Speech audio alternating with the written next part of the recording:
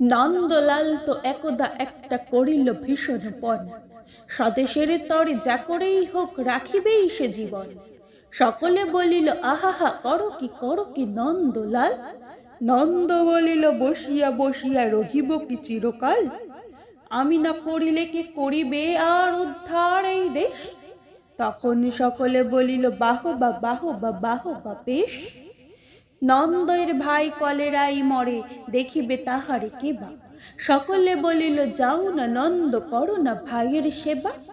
নন্দ বলিল ভাইয়ের জন্য জীবনটা যদি দিই না হয় দিলাম, কিন্তু অভাগা দেশের হইবে কি।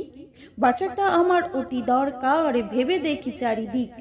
তখন সকলে বলিল হা হা হা তা বটে ঠিক। নন্দ একদা হঠাৎ একটা কাগজ করিল বাহির, গালি দিয়া সবে গদ্যে পদ্যে করিল জাহির। পড়িল ধন্য দেশের জন্য নন্দ খাটিয়া খুন, লেখে যত তার দ্বিগুণ ঘুমায় খাই তার 10 গুণ। খাইতে ধরিল লুচি ও ছোকা ও সন্দেশ থাল থাল। তখন সকলে বলিল বাহবা বাহবা বাহবা নন্দলাল। নন্দ একদা কাগজেতে এক সাহেবকে দেয় গালি, সাহেব আসিয়া গলাটি তার টিপিয়া ধরিল খালি। নন্দ বলিল আহাহা করো কি ছাড়ো না ছাই। কি হবে দেশের গলা টিপুনিতে আমি যদি মারা যাই। বলো তো বিঘত নাকে দিব ক্ষত, যা বলো করিব তাহা। তখন সকলে বলিল বাহবা বাহবা বাহবা বাহা। নন্দ বাড়ির হতো না বাহির, কোথা কি ঘটে কি জানি।